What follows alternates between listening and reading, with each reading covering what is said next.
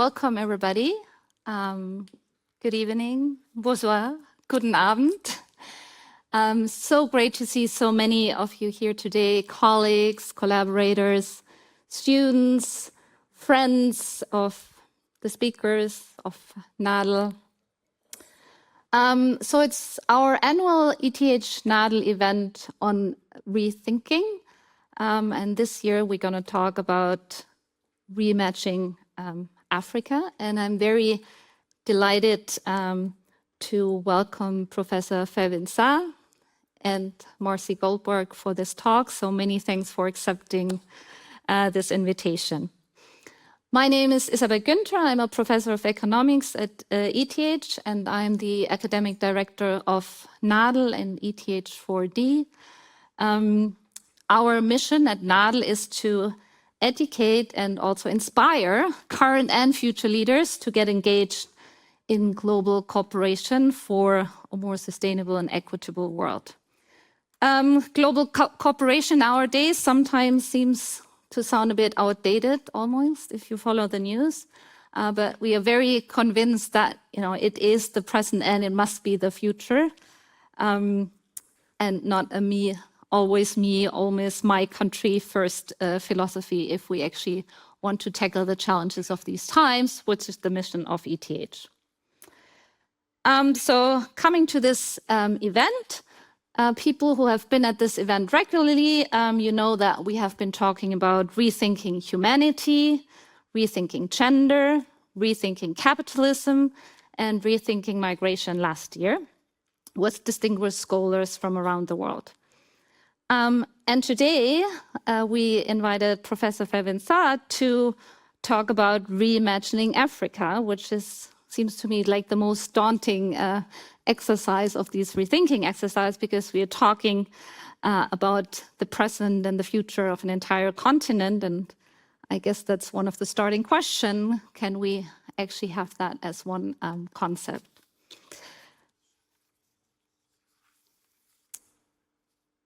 I also want to thank the ETH Visiting Professorship of French Literature and Culture, who made this connection. But today we're going to have the talk in English. There's going to be another event tomorrow in French. So just in case you want to hear more and want to discuss more, come again.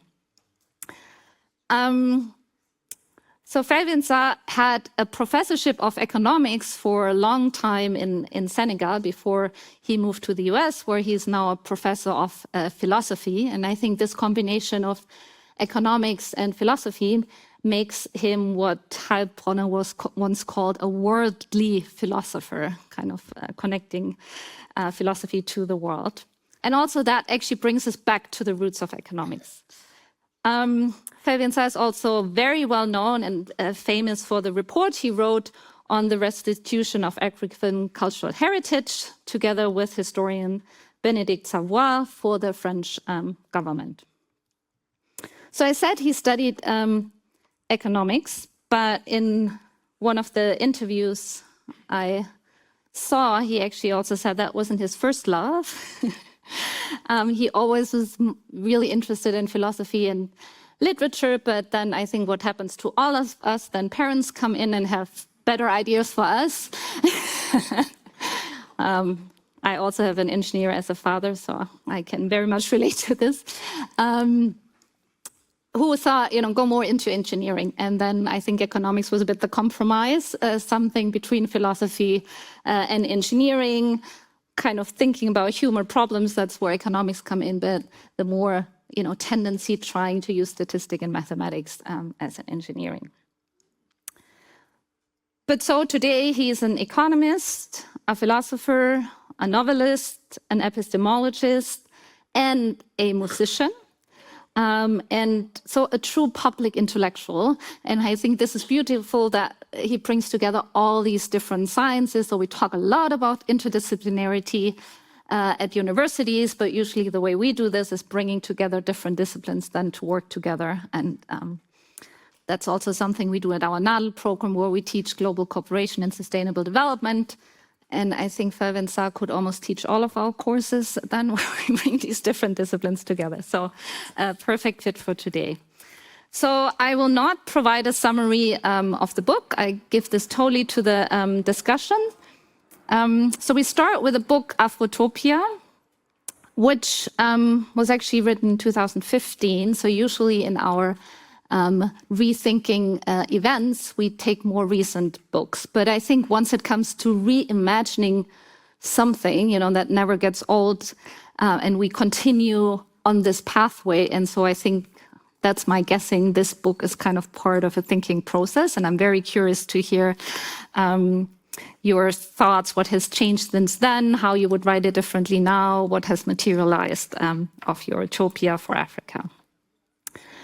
2015 also was the year when the global community had a vision of how our entire world should be, and to get within the UN, the global community developed the Sustainable Development Goals, where we kind of said by 2030, we want to protect much more our global planet, we want to have more peace, and we want to reduce inequality. We have 5 years left. I think by today, we don't need to have a discussion anymore. Will we reach it or not? So we'll probably not. Despite having made progress on a lot of these visions we had for the future. And I think that also shows it's like an important piece to have, kind of imagine the future to at least make progress, even if we're often not as fast as we want to be. And I'm also looking forward to hear your thoughts about this changing world we are now in. I wouldn't call it new, it was a bit of a trend. Last but not least, welcome Marcy Goldberg, who is always moderating this conversation. And as we all know, in a conversation, the questions are as important as the answers. I truly think this. So thanks again for making the time. Marcy is a film historian and a cultural critic for radio, TV, and print. She also teaches all these fields at various universities in Switzerland, and she moderates lots of panels. So also thank you so much for making this time and kind of becoming part of this series. And with that, I give it over to you. So we'll have the discussion first, and at the end, we'll have around 30 minutes where you can ask a question. And at the very end, very important at ETH, you can have more questions and more conversation at the apéro outside. Thanks for coming. Thanks, Felwine Sarr, for making the time. We're really honored. Thank you.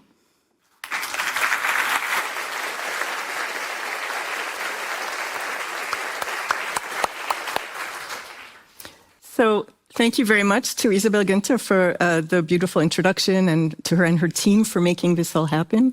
And from my side, it's really an honor and a pleasure to be part of this ongoing series and to moderate the discussions with the esteemed guests and with the esteemed audience. So hello and welcome, everybody. And welcome, Felwine Sarr, or I should say welcome back to Zurich, because you have spent time here before. You were a visiting professor and a visiting thinker in 2021, and you gave also a series of public talks during the time that you were here. You mentioned before that one of the plays that you wrote, Trace, has also been performed in Zurich, so maybe there are some people here who have seen it.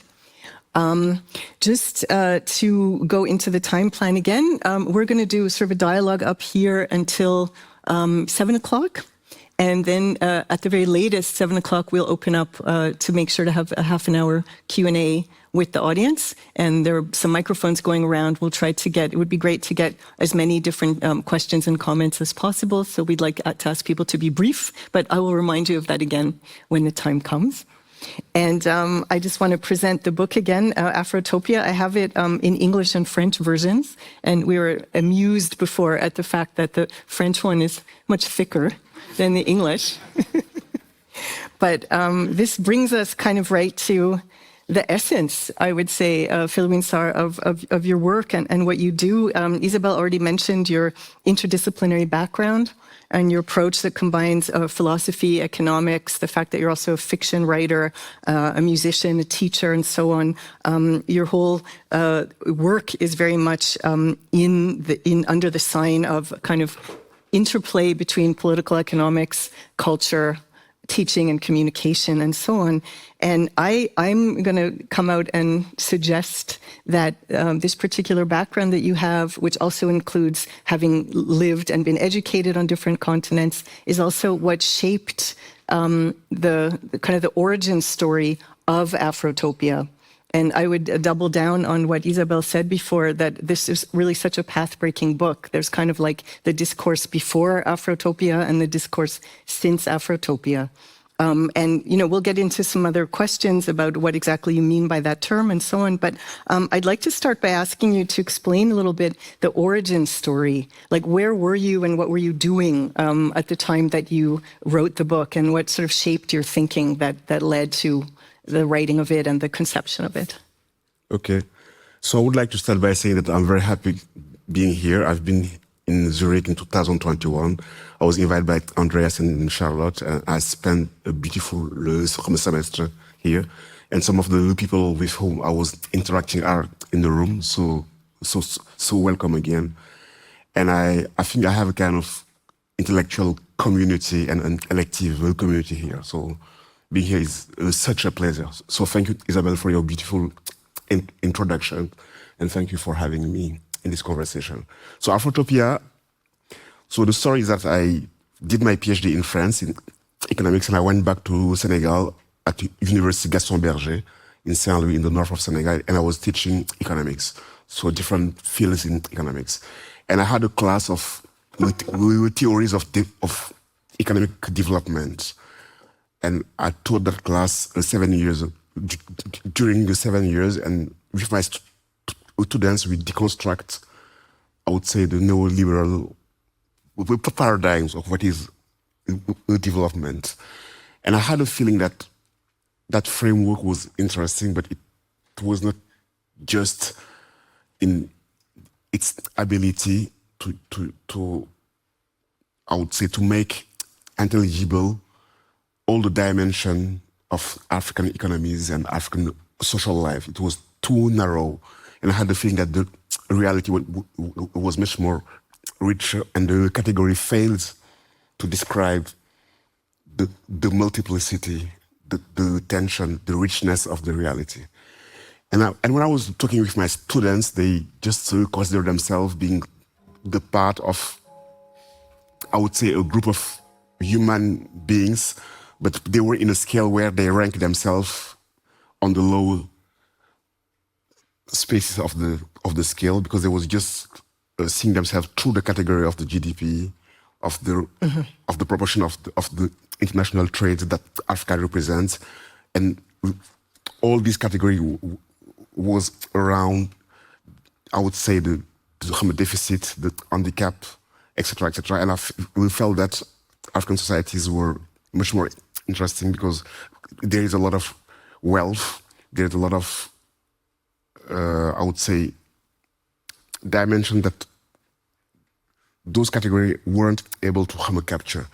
And I feel that we were misreading the dynamics of African society, of the Senegalese society, of the West African societies, just by looking them uniquely through the lens of those categories. Mm-hmm. And it was not a way of escaping the reality and not facing the challenges and the problem and the difficulty, but I had the strong feeling that something was missing, and I decided to write Afrotopia with this idea that the question was not economic development, but it was how to imagine a society that provide well-being, but well-being for the different dimension of the beings, the mind, the body, the soul, the environment, the ecological question, the questions. And I think the question of improving or deciding what is a good life for individuals and communities was to be put again on the table of thought and imagination. And I thought that the classical category was failing, and the first question was to reimagine a social state that was a desirable social state. And in that social state, what do we want? So what are the horizons? And once we have done that work, we can think what is the intellectual, the scientific, or the orders of knowledge and know-how that would allow us to reach that state. So I think that the priorities was first to reimagine, to rethink, and to think about knowledge orders that can help us to reach that state. And it was not just to follow a teleological development or modernity or I don't know what, but it was to collectively re-engage the path of rethinking the forms of life, the forms of economic life, social life, and political life. And those forms of life, even though they prove their, I would say, their efficiency in some spaces, but they have their limits and they must always be reinvented. They are not the final stage of what the human beings are able to produce and think.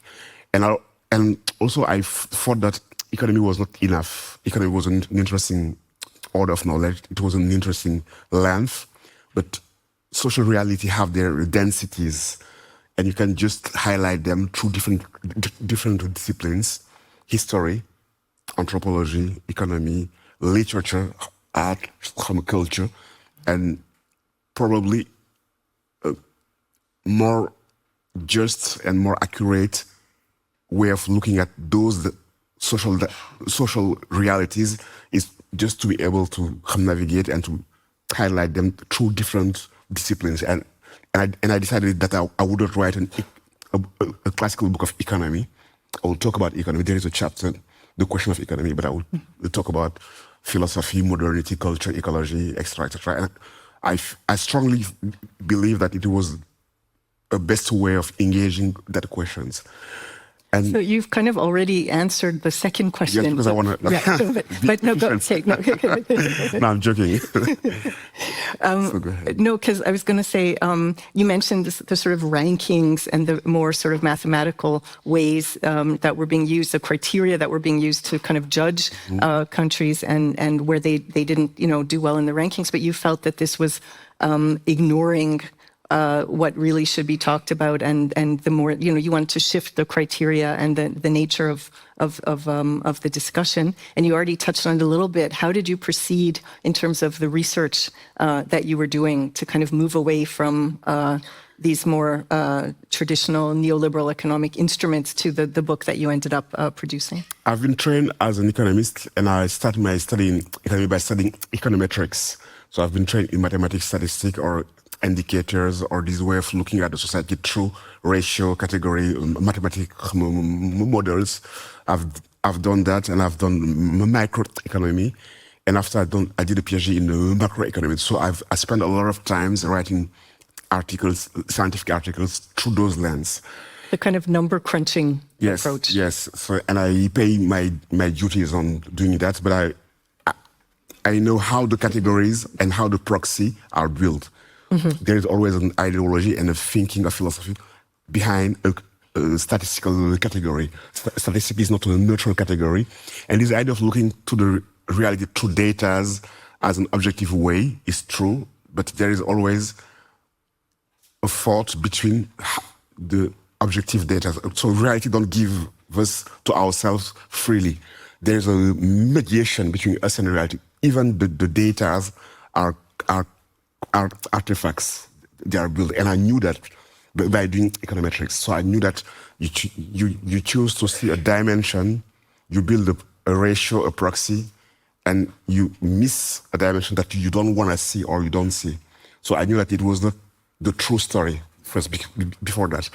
And I had a little anecdote. I came with my kids in Senegal after my studies, so they were 10 years old, the elder, and he spent 6 months in Senegal, and they said that Senegal is underdeveloped, but I don't see that.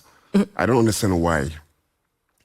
And I just realized that yes, the quality of the relationships, a lot of dimensions that are not in the GDP or in the statistic indicator, were dimensions that count for the social life, the economic life, but those indicators fail to capture them. So they misread the reality, and they and they talk about the reality by just avoiding or in an imperfect way. And it's the problem of what I call economicism, is this way of looking the social dynamics exclusively through the lens of the category that economy has built. It means that there is a lot of dimension that you don't take into account. So I like it's that why- term, economicism, like an Yes. economicist view. Yes, from Yeah. I would say from the 19th century to nowadays, it's one of the problem, and there is a crisis in social science and humanities. They are not actually able to just talk about the reality in a very rich way because they have to improve their lands, their categories. That the social dynamics is more creative and has a step further than the whole category that we build through economy and through other social sciences. And there is a kind of race, and the humanities has to, I would say, catch up what they miss because of inadequate categories and concepts that they have. So from my place of economist, I knew that we were lacking something.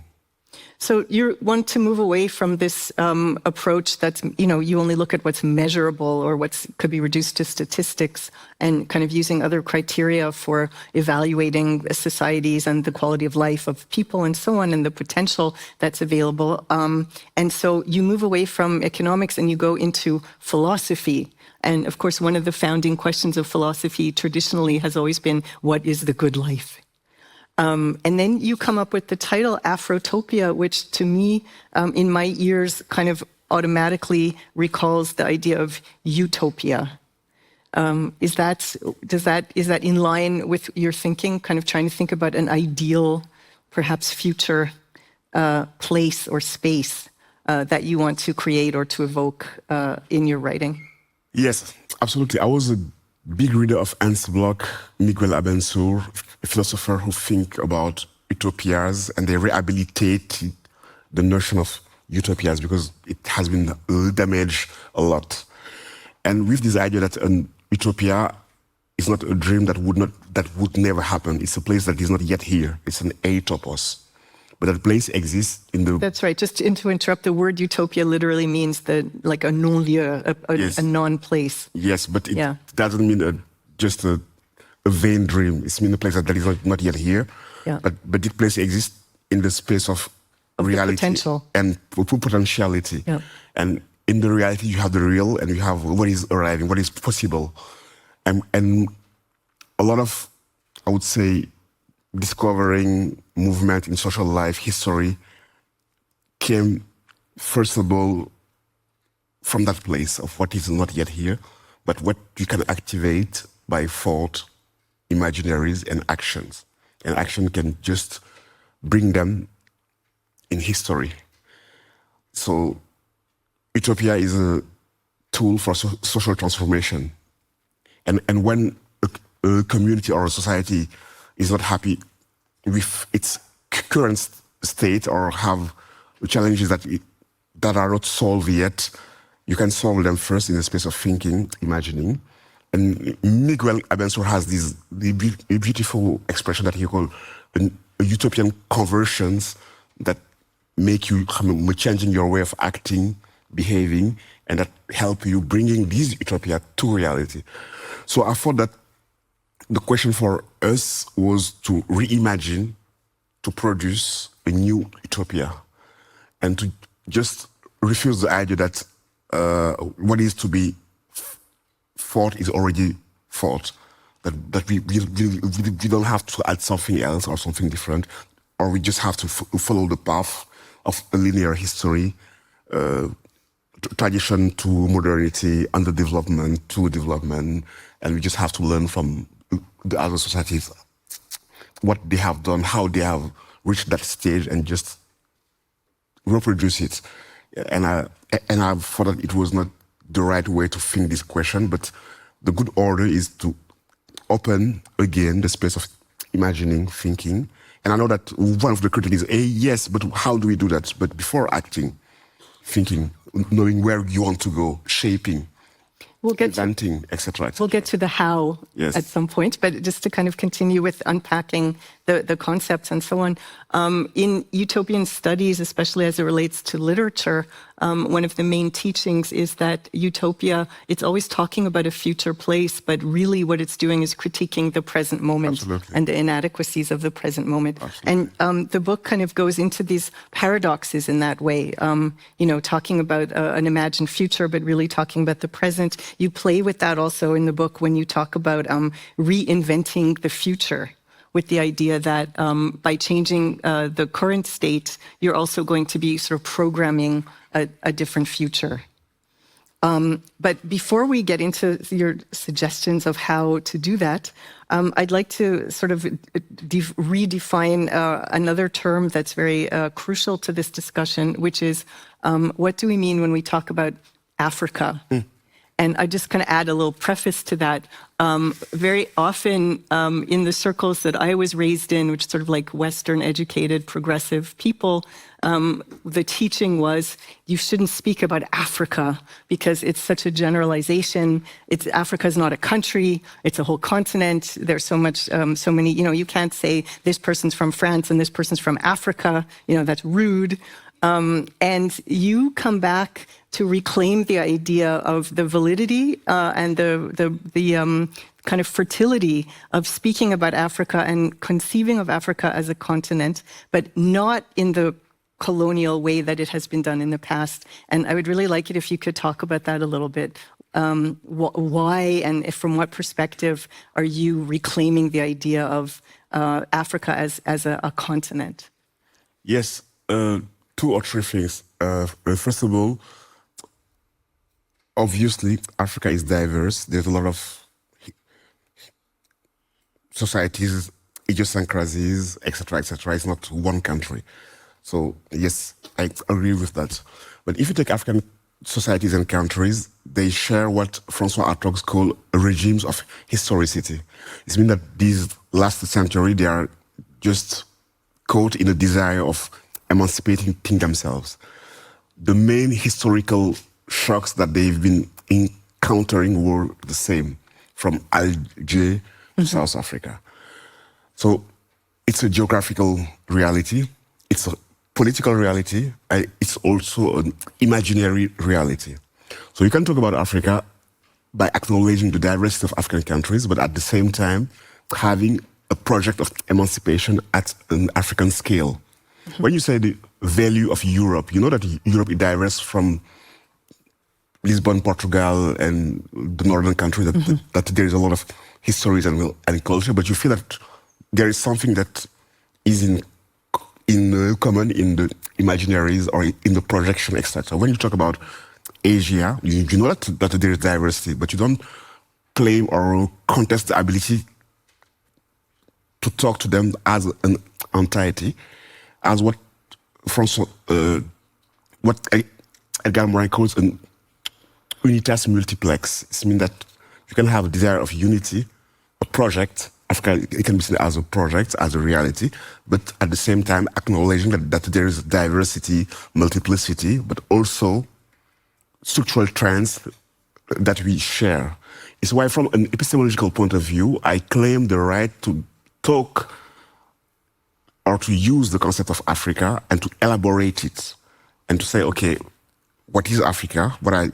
What Africa could mean, what Africa should mean, Africa as a project, Africa as a historical dynamic, as a geographical space, as an imaginary space.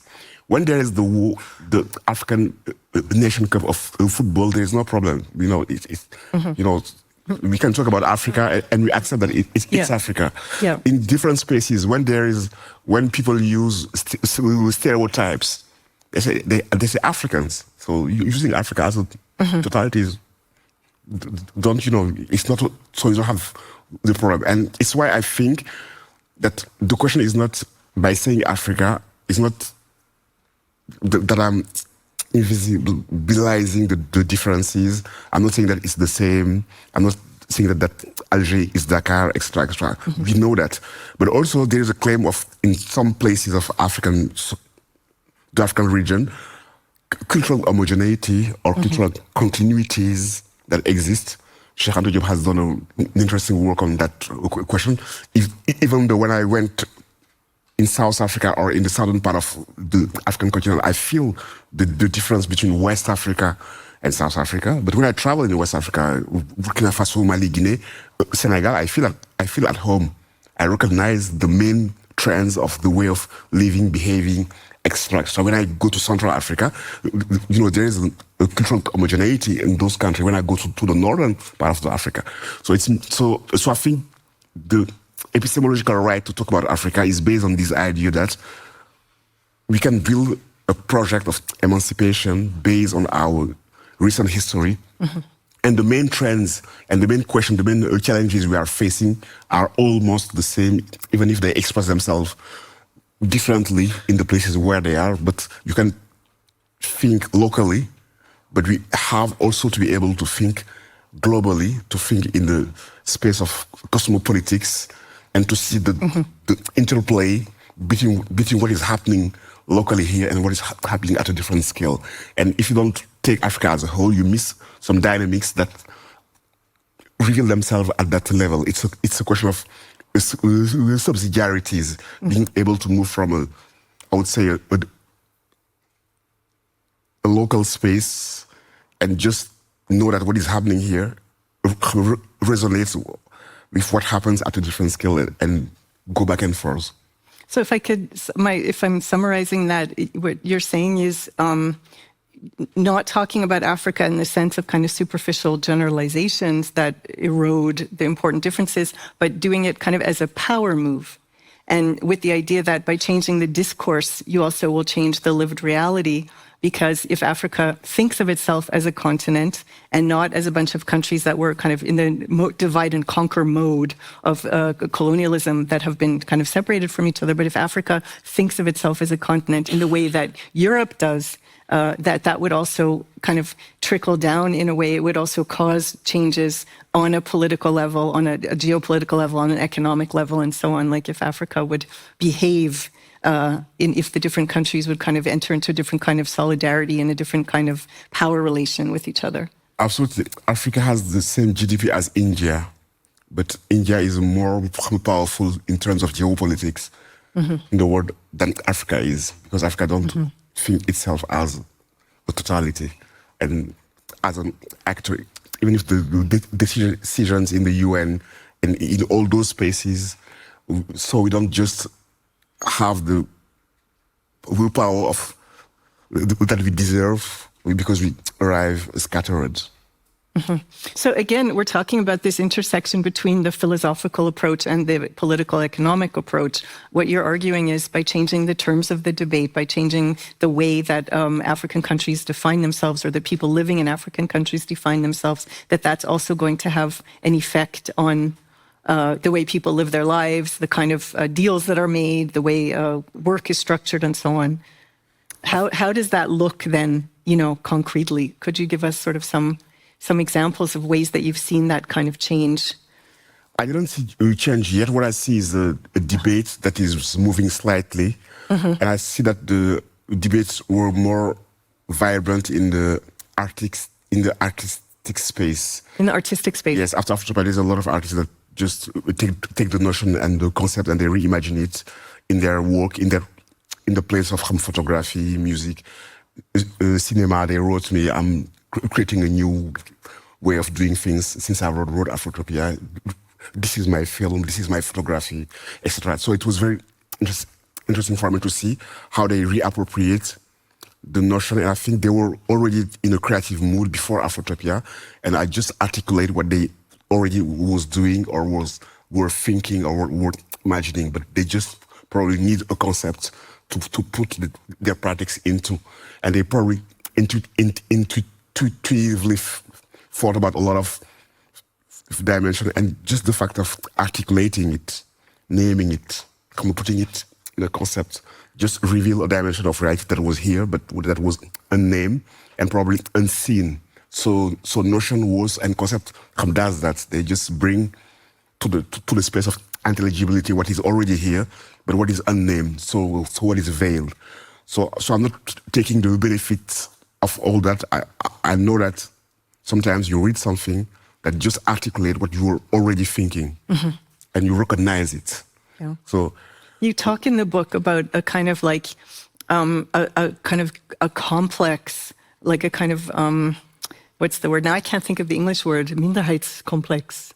Can someone help me? Inferiority complex, thank you, that people often have because of the way that Africa is spoken about and the way these studies, with the rankings and so on. And you talk about, in the book, you devote quite a lot of time to ways, suggesting frameworks and ways that people can also come to be more aware of their cultural traditions, more proud of how everyday life is conducted, how solidarity on a daily basis goes on, and different kinds of questions. Can you talk to us a little bit about that?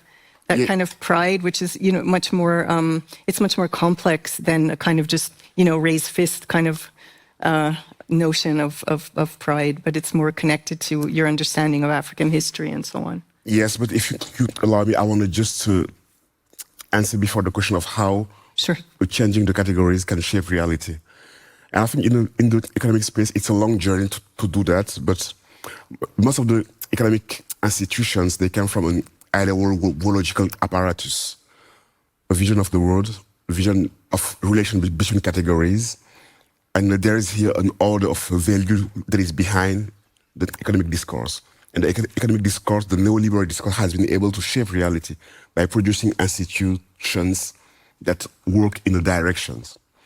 So I think if you don't change that discourse and produce different type of institutions that change the directions, you won't change reality. Reality can change from a crisis.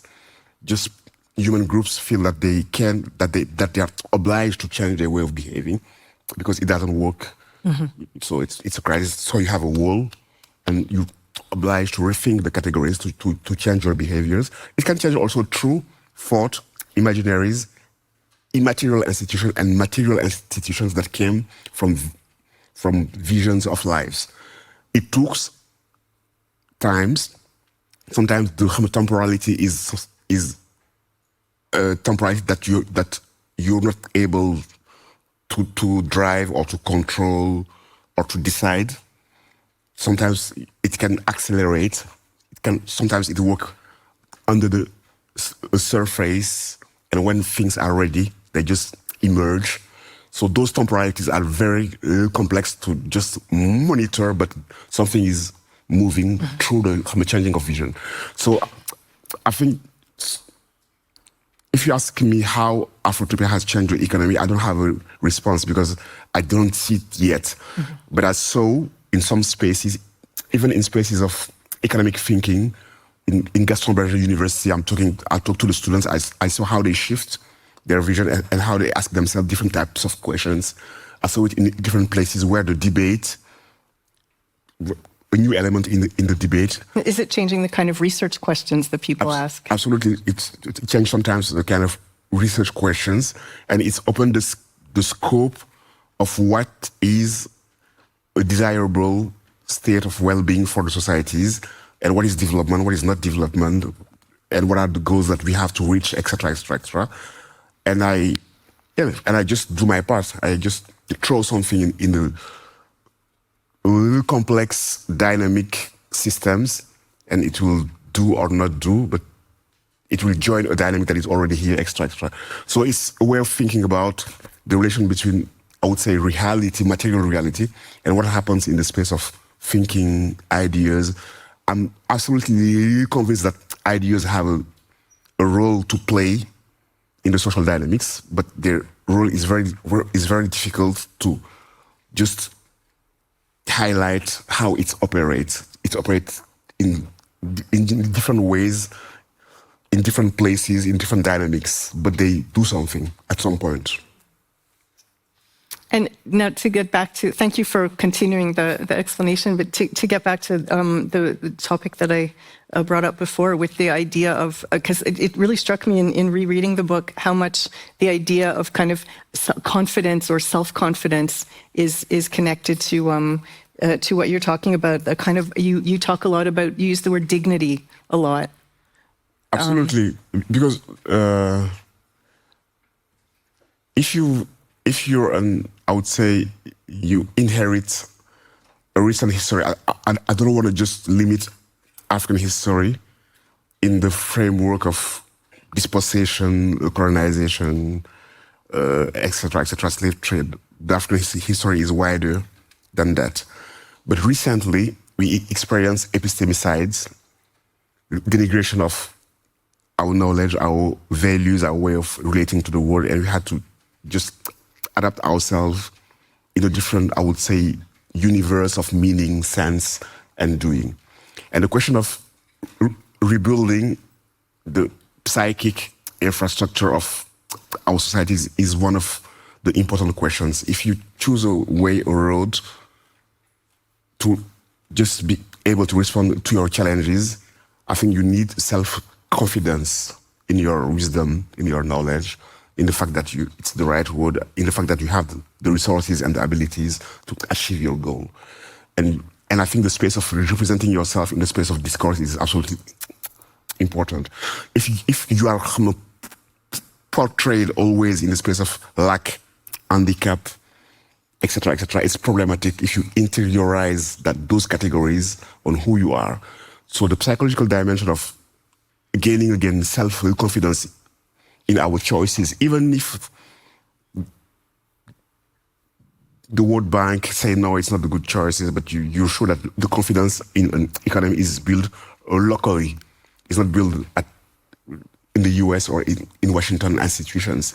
And the main dynamics, they are local. They come from different places, knowledge, know-how, history, demography, extra. So you need to rehabilitate yourself and to rehabilitate the gaze you have on yourself. And I think it's the part of the work. It's not just building roads, infrastructure, extra. It's being able to, again, be the subject of your history and be the one who is shaping the discourse on who you are and not interiorizing the gaze of the other. So being alienated is looking yourself through the gaze of the other always.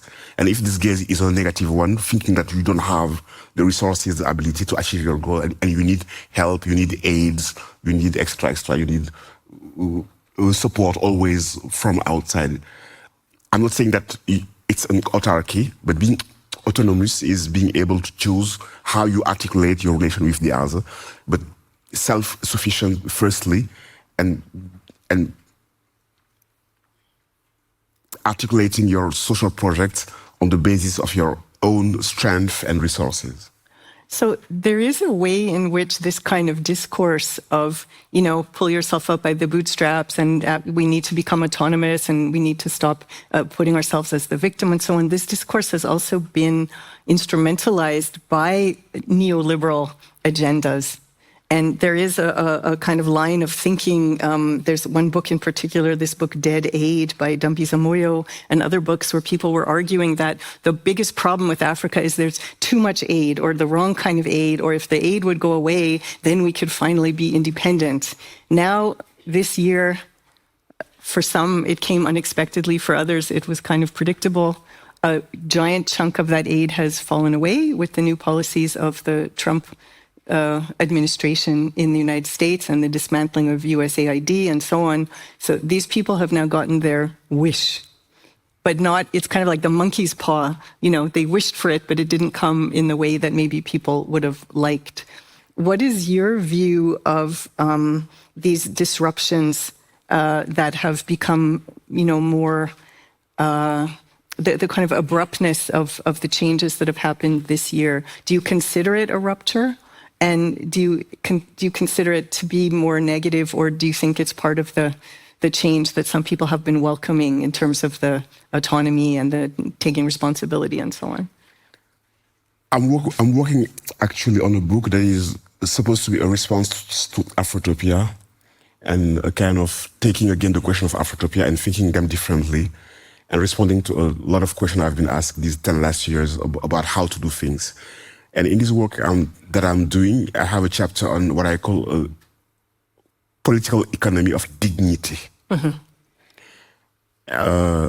Socialism considers itself as a political economy of justice, of fairness, of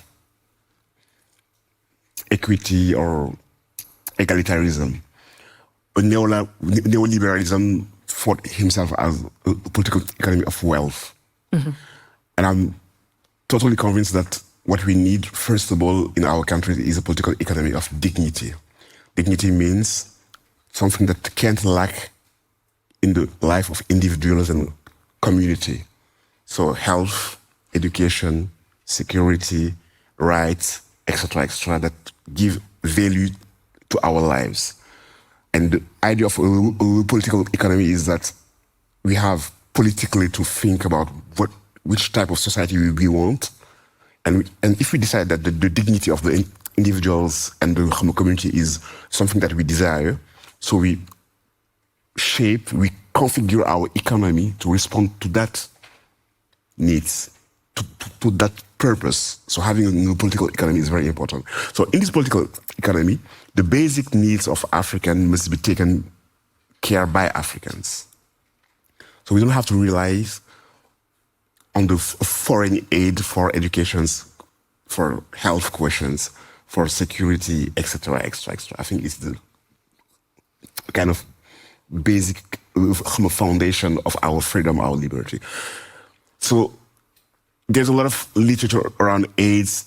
It doesn't reach the beneficiary. It's problematic for a lot of reasons, and a society or a country can't rely on AIDS to solve its problem. So there are negative externalities on AIDS, extra. So all these questions have been well documented, extra. So when the US decided to stop it, it's very painful because people didn't have the time to prepare themselves to build alternatives. They just did it overnight, and it's damaged. It's damageable. So you have to look at this reality. But for me, the learning is also to learn that we wouldn't have to rely on that AIDS to solve these questions. Mm-hmm. And how do we, from there, build autonomy, capacity? And I think the equality I'm looking for is the equality of capacities, being able to take care of oneself and getting rid of a kind of imperialism of compassions, being the ones in our way in our ways of relating to the global world, being the one who are always the beneficiary of compassions. So it's a state of inequality. It's an like the one who gets charity. The ones who always get some charity. So the one who always needs to be helped because it lacks capacity. So for me, the first stage of building is building this political economy of dignity. But at the same time, how do you reconcile this, on the one hand, this wish, very understandable wish for autonomy and to stop that kind of dependence, and that, with the money always comes with strings attached, and not being able to have self-determination, the idea of, bless you, getting away from that model, but at the same time, keeping some notion of economic justice or of reparations. I mean, shouldn't the wealthy countries of the West that took all this extraction and became wealthy from it, don't they still kind of owe something that they should be paying back?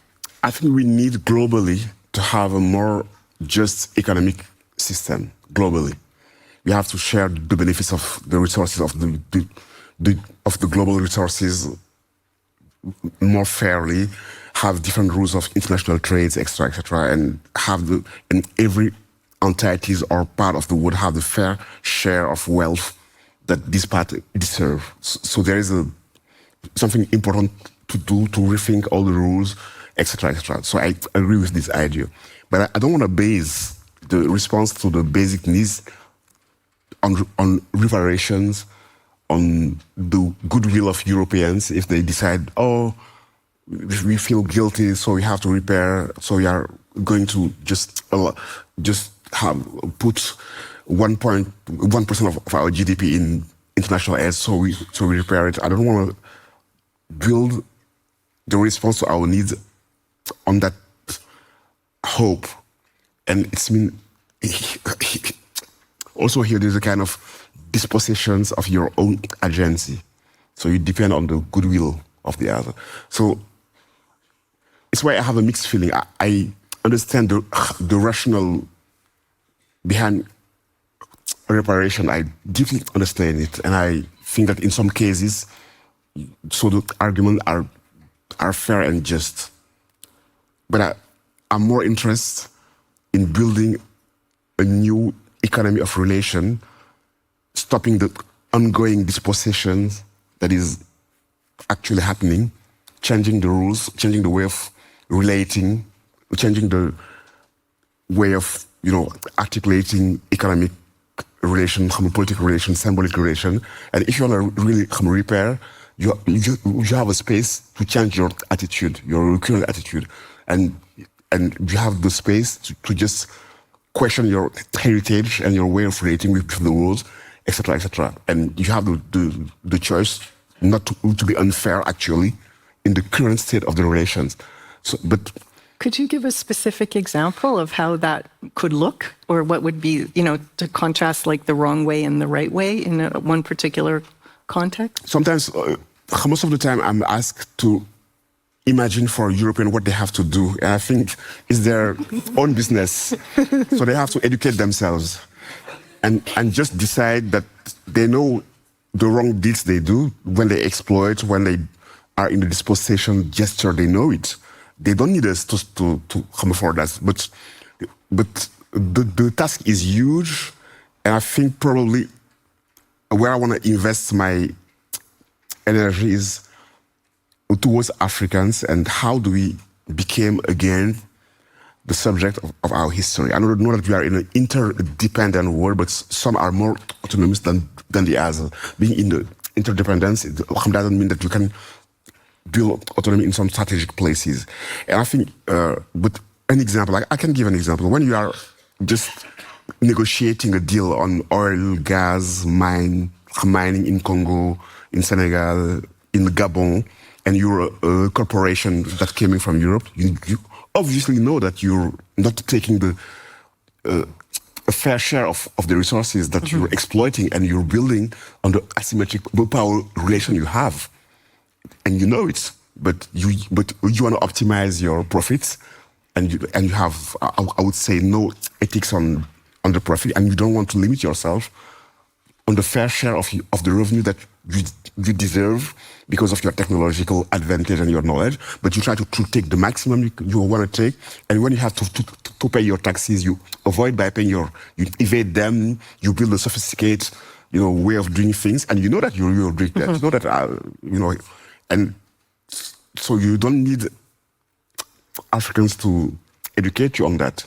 Sure, but I'm asking from the other side, actually. Okay. Like, if you are Gabon, I don't work in commodities trading. But if you're in Gabon, in Senegal, how do you negotiate? I think you have to negotiate. You have to just refuse the inequalities of those sharing, even though you have to say, okay, I'm not exploiting my resources now. I'm waiting to be able to negotiate different dynamics, in a different power relation. I will invest in knowledge, I will invest in technology, I will build the schools to have African engineers that are able to do that. And in an ecological time, I can also just say, okay, it's not a good way of perpetuating the ecological crisis of the 20th century. I will build a green economy. I will shift all these paradigms. I will think differently, the relation between economy and ecology.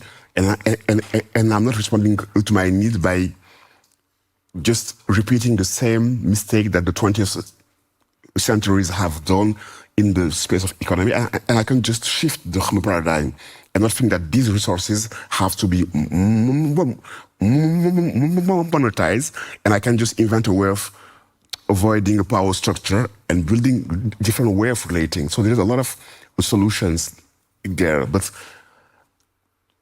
for me, the question is how to just reinvent in your space the way economic relation must play, and what is your responsibility in not accepting what you feel that is not fair, it's not true, and it's not sustainable. So I'm going to ask you one more question, one more follow-up, and then we will open up to the group, so get ready. I'd like to bring in this little journey that we did through your thinking, and unfortunately, there's so much to talk about and time is short, but just to kind of complete the overview, I'd like to connect the things that you've been saying with the thoughts that you've developed about the question of restitution.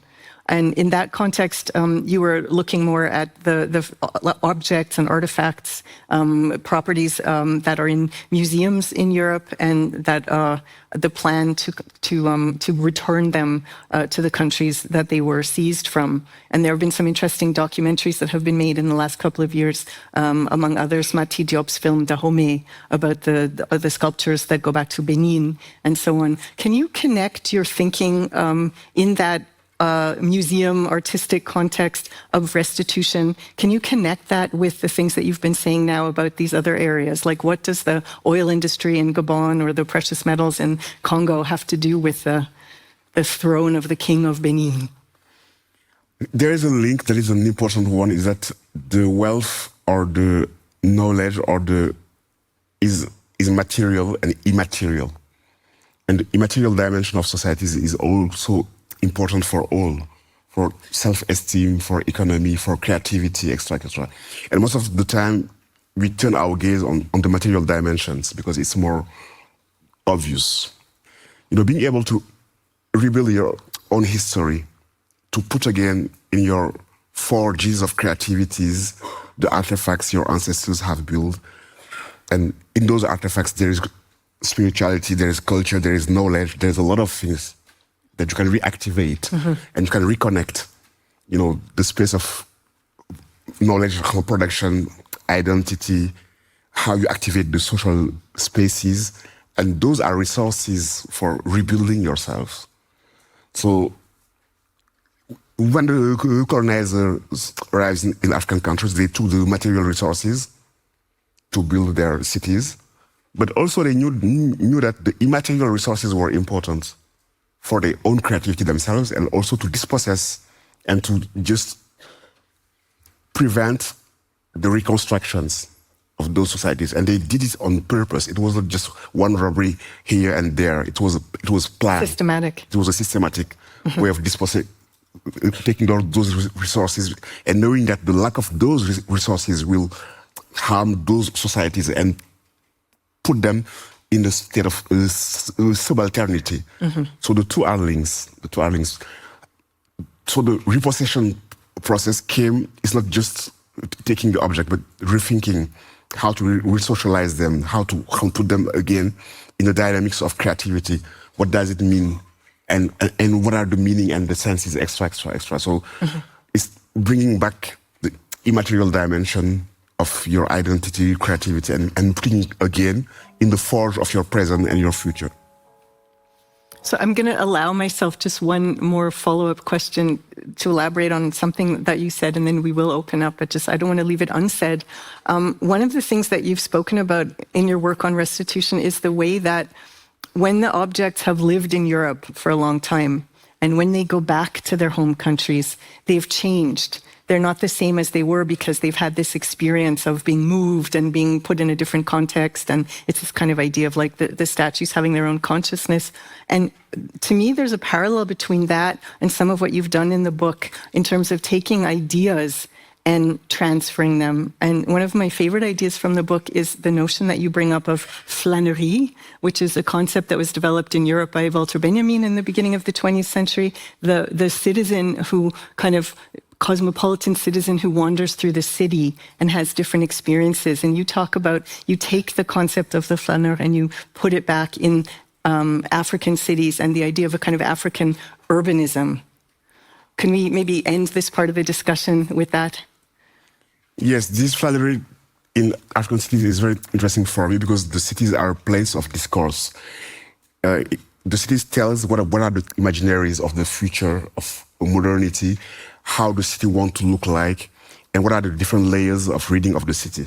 The city is a palimpsest for me, so you can read different things by just wandering in a city. If you look at a city like Dakar or Bamako or Abidjan, in Abidjan there is a dream of Western modernity, infrastructure, etc., a city that want to look like London or Brussels or Paris, etc. You have also the multiplicity of the imaginaries, depending on where people come from and how they build their houses, and depending on the the level of respect of the urban plan, because you can have an urban plan that is respected or not. So you can read a lot of things in this desire of being.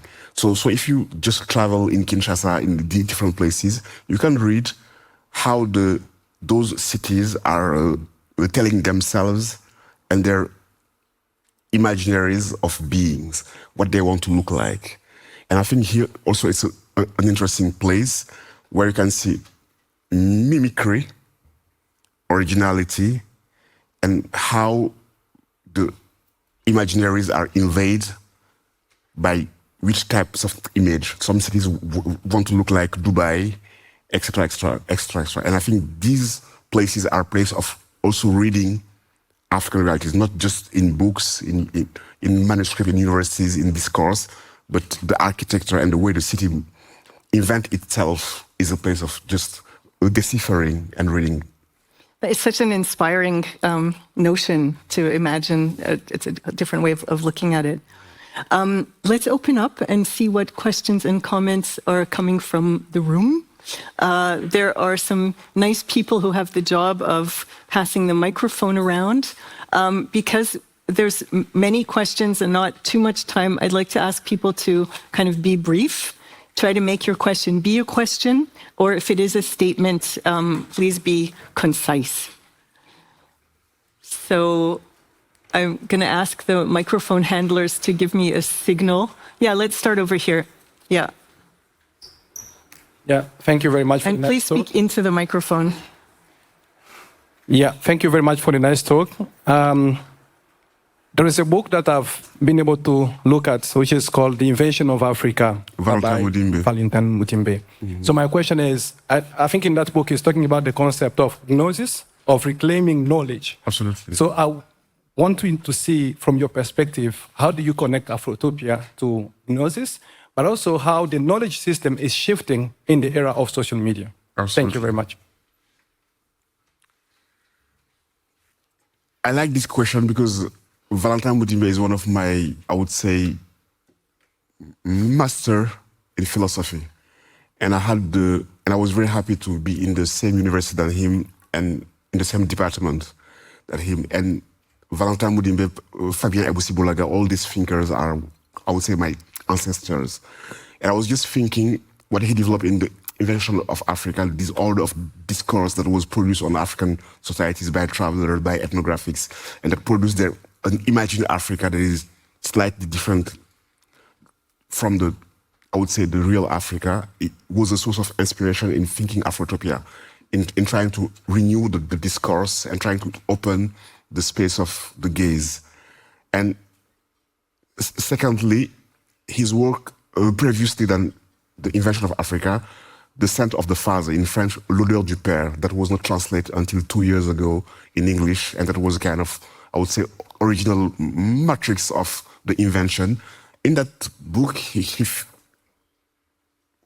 thought a lot about African social sciences. What is the order, the African order of discourse? Are we able to renew the social sciences and to be able to just understand the dynamics more precisely, and how do we reinvent it? And what is the difficulty of getting rid of the Western episteme? And in The Scent of the Father, he showed that it's a very difficult task, because some of us were trained in that episteme, and even though you're fighting again that episteme, this episteme is somewhere waiting you at the corner. And how do you navigate with that? And also, how can we reinvent the categories by reassimilating them and not being in a dichotomic way of thinking? So, in a very humble way, I took the economic side of the question and I tried to, in the line of Mudimbe, continue the work of the epistemological deconstructions and reconstructions. So, but just in the side of the economy, because the task is huge. Let's take a question from the other side. Oh, did you, wait. Yes, after, I'll come back. Yes, I will come back. Okay. Let's take a question from this side. Yep. Thank you very much, Professor, for joining us today. I've never seen an African professor in Switzerland. And as a Swiss, I just want to say thank you very much for filling this room so beautifully. My question is,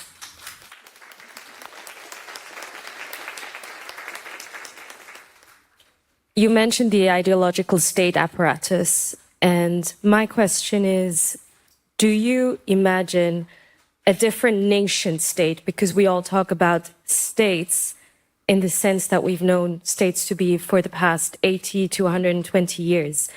Do you see a form where, in the digital sphere, diaspora and Pan-Africanists can reimagine statehood? Absolutely. And I would just anticipate discussion I hope I will have shortly when the next book will be outside. I have a chapter I call The Forge of the Politics. And I just trace the archaeology of the nation states of Africa after independence, why they were in the framework of nation states, why they wanted to have their place in the United Nations, and they wanted to be recognized as political entities. But I also question the relevance of these political forms and how could we reinvent plurinational states or forms of political life that have different source of inspirations. And I want to organize a gathering around the idea of reimagining the political community, where I want to invite people from Latin America, for the indigenous community, for the Zomias, for the Palenques, for different places where people have invented their way of producing political form to engage a reimagination of the nation state, a reimagination of the political framework, because the framework that we are in are not absolute, and I don't think that they are the last forms that the human communities are able to propose. And sometimes we think that the question is how to inhabit them, but sometimes is that this form is obsolete. So there's kind of obsolescence of the political forms, and we don't think about that. We just try to fit in those forms, and when it doesn't work, we try to we'll figure out how to better inhabit the forms. And in our background, there is this idea that the forms are eternal, and it's not the right. And some of the crises in African societies, the borders that came from the colonial legacy, some spaces are too huge to be governed, make me think that we have also to rethink those forms and not to cast them in stones, even though it's very difficult to do that, but it's something that we have to try. There was another aspect to the question, which was the kind of Pan-African or diaspora, the way that there's that dynamic as well. And it's something that we were talking about over coffee too, that the way that people outside of the African continent or people whose ancestry is there, the way they imagine these questions compared to people who grew up in Africa or who are living there now. Would you like to add something? Yes, because I think the diasporic imagination is interesting because since the beginning of the Pan-Africanist movement, they had a scale in which they inscribe the belongings beyond the borders and the national borders. But sometimes a dream can be unfruitful, a dream of centuries, and you can keep the dreams, but not to be able to realize it politically. And one of the criticisms I have is that the political form of that dreams hasn't changed since the beginning of the father of the Pan-Africanisms. And the question I'm asking myself is that when we will be 4 trillion of peoples, is the federation or a nation state the good political framework to just govern all these people? I'm not sure that it is the good forms. And what I want to engage the Pan-Africanists is to renew the political imaginaries of the forms in which they saw these ideals. Can we leave that there for now? Where is the microphone?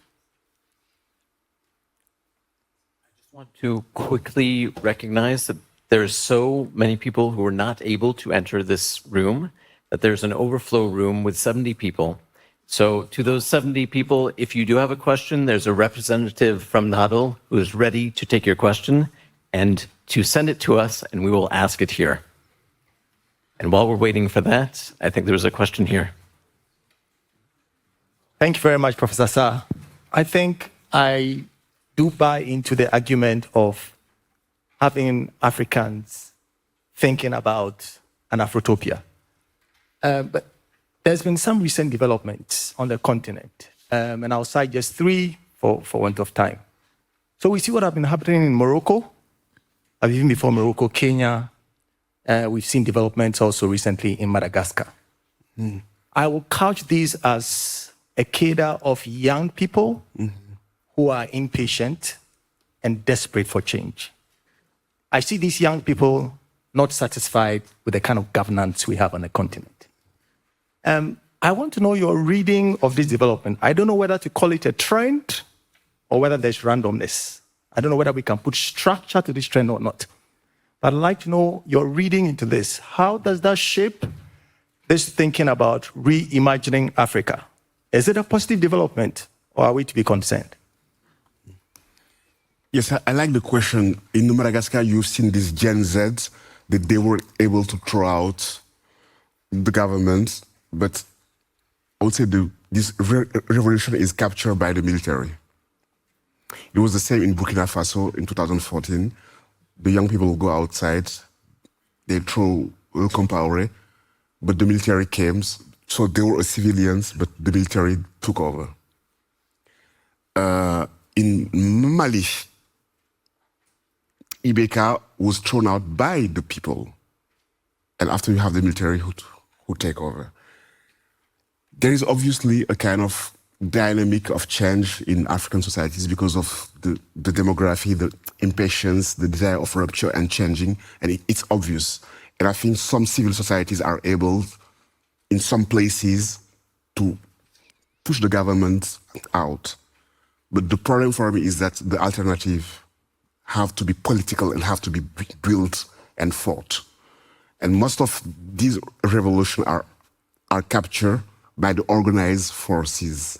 So it can be a political party, it can be, and the military as an organizes forces most of the time, they just took over because the contestation is not politically organized. And I think the next step is to be able to articulate this desire of change to a political project. Changing what for? Who will run the country? How do we organize ourselves differently? Even though we threw the classical, traditional political party out, but what are we offering as an alternative?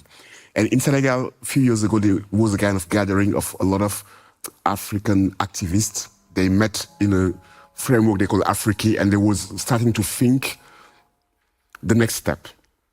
And I think here, there's a lack of strategy, forward-looking thinking, and organizing the next step, and not just expressing, your ral ball, pushing out, and so what after? So what is happening the next day? And these Gen Z are very interesting because they work horizontal. They don't have leaders, so it's very romantic, I think. So it was efficient, but the fact that they don't have leaders, they don't have political strategy, they just hand over to the military the result of their revolution. I've noticed that this week they are trying to organize themselves and ask to be taken into account. But I think this is the limitation of those kind of strategy. They must be politically fought and politically articulate also. So it's not enough to just protest, but you also need more of a framework and a strategy.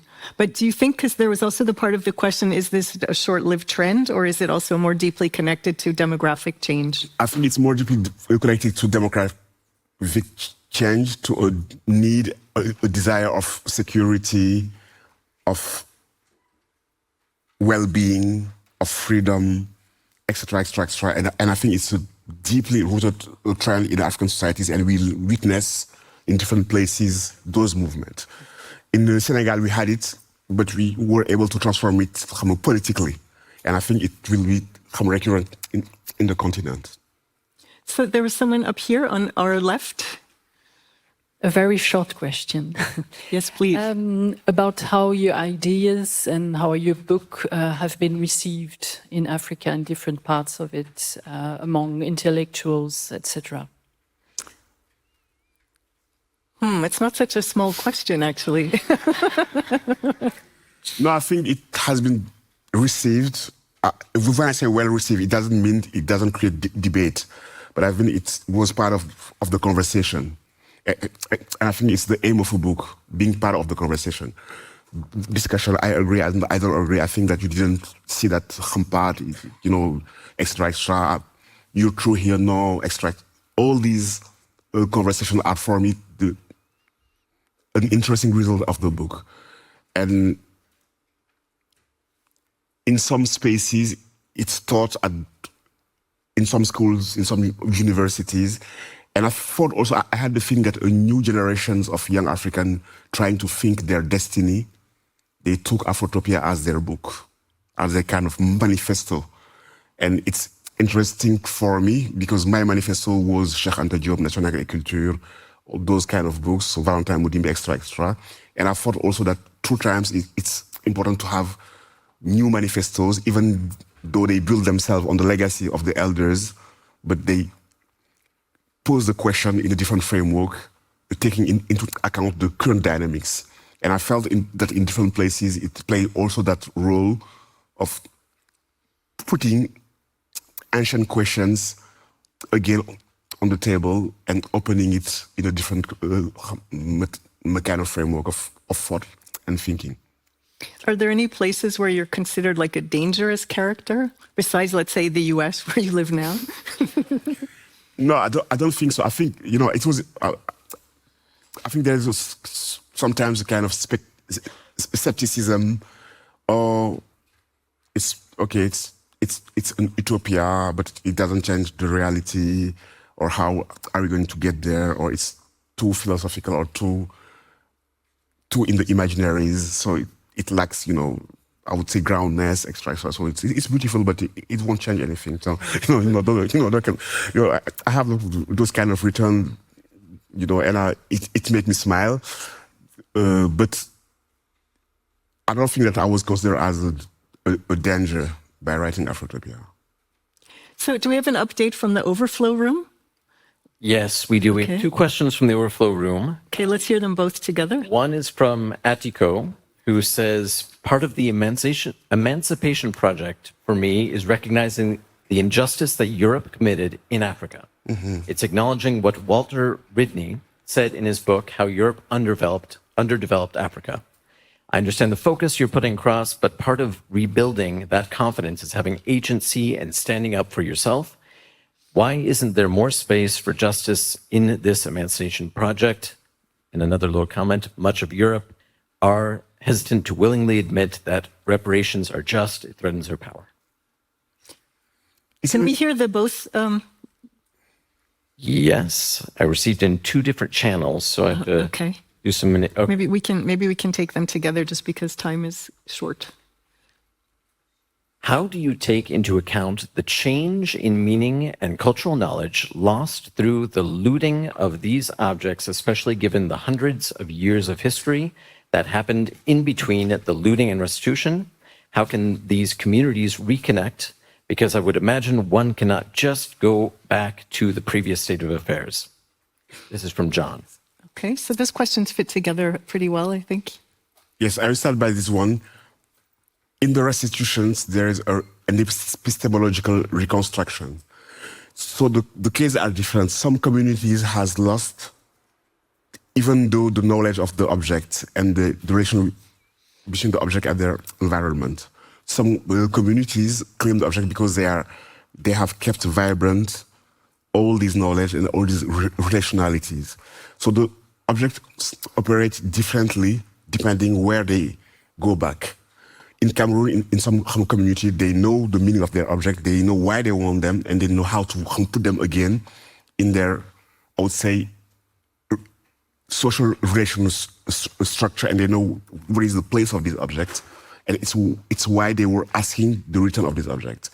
In some places, there is a loss of knowledge, and the object can be what Popom call a semiophore, a place where new meanings are reinvented. So the question is not a binary question. It's not just restituting the ancient forms of relation. It's asking ourselves how to re-socialize the object, which type of new meanings they can have. These new meanings can be ancient meanings that are revisited, or reinventing the meanings they can have in a different social space. And even though the object that weren't looted, their meanings were dynamics through times. So the society reinvents always the relation with the object. So it's a very interesting question, and we witness a different type of response depending on which type of object, where the object go back, and how the object activate the social space.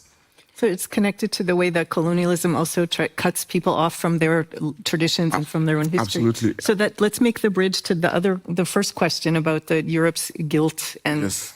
Unwillingness to recognize that guilt and that responsibility and that debt. Yes. I wrote that book of Walter Rodney, How Europe Underdeveloped Africa, and one of the part of the question was also, yes, to acknowledge what has happened, to understand the structural dynamics. And probably for me, the most interesting question is not how to force Europe to repair.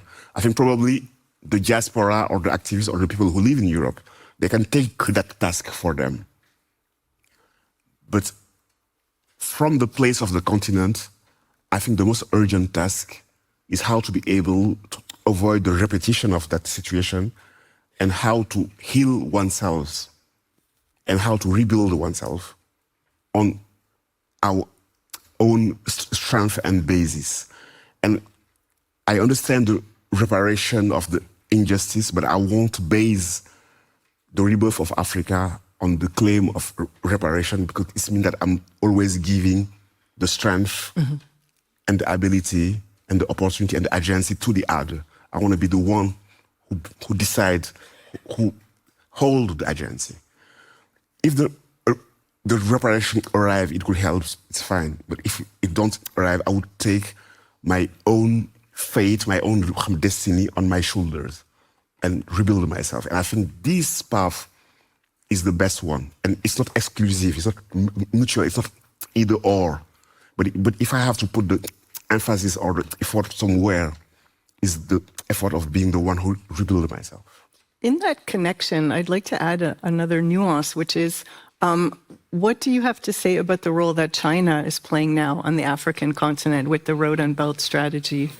It's the same story. It's the same story. The Europeans, they loot Africa and they say, oh, you know that the Chinese are looting you and they are doing what we have done. And That's not what I'm saying. I know. And they forget that it's the people who are negotiating with Chinese, they know that. But it's a question of asymmetric power relation between the cholera and I don't know which kind of disease. You have to choose the less harmful disease. But my wish is to be able not to choose between two diseases. You know, and it's why the question of autonomy, intellectual sovereignty, being able to rebuild ourselves and being able to be in a place where you negotiate in a different power dynamic relation. But you have to build that. You don't wake up one day and you're able to change the power dynamics. So you negotiate between two robbers, who is the less, vicious, and you send this one and you take, but he's robbing you, but he's less harmful than this one, and step by step, and one day you can kick them out, all the two robbers.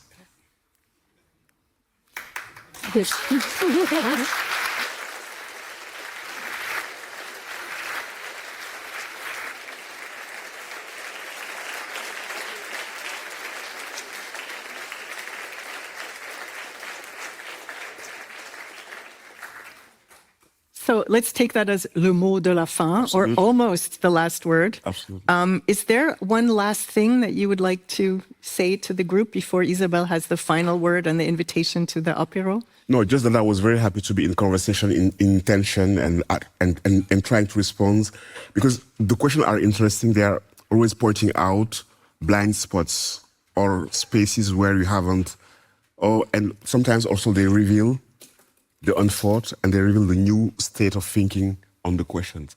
And I'm very happy to just engaging in that kind of conversation. So thank you very much for being here. Thank you very much.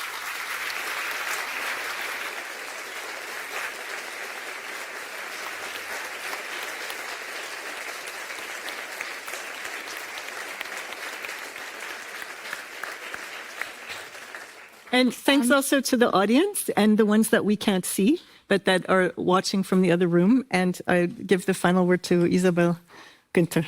Thank you. Well, thank you again for coming. That was really inspiring as the book. I'm not trying to get like a final mot now. Just wanted to invite everybody again to, maybe also reread the book. I think, I've looked at it 3 times now, and there's always something to discover. There's lots of details. I think there was also a re-invitation to have a conversation about reimagining Africa. So, and with that, I'll invite you for the apéro, which is to the left and then to the left. So lots of questions still open, but that also invites us for discussion with Felwine Sarr, but maybe also to each other. Thanks again for coming. It was amazing to have a packed room. Even you probably didn't like it that much, but it just shows the big interest in your thinking and the invitation to reimagine. And like one last thing, and I think that's very important. I think there are lots of people also working in this field of global cooperation and sustainable development. And the recent conversations and panels I had was, I'm an economist, so it was lots about cost effectiveness and new funding sources. And I think kind of this thinking also more generally, not just for the African continent, but for the world, kind of thinking more about what we want to have and kind of reimagine instead of kind of doing these cost-cutting exercises. I think, it goes beyond the African continent. And last but not least, I think there's also, we called it Reimagining Africa, and that's kind of also how the book is posed. But it actually also has a lot of thoughts about rethinking economics. So one thing you said, we should think about the new economics of relations. And I know there are also lots of economists in the room, so there you go. That's your invitation and task for the future. Just a reminder of the event tomorrow. Yeah. Okay. So there'll be flyers. Do you want to say something? Wait, the microphone's coming. Yeah. Thank you. It's amazing. Tomorrow at 6:15 p.m., we will have another event with Professor Sarr in French on the topic of migration and hospitality. It's in the Artset building in Clausiusstraße, and I will put flyers out if you want. And apropos hospitality. Thank you very much. So we see hopefully all of you outside for more discussions.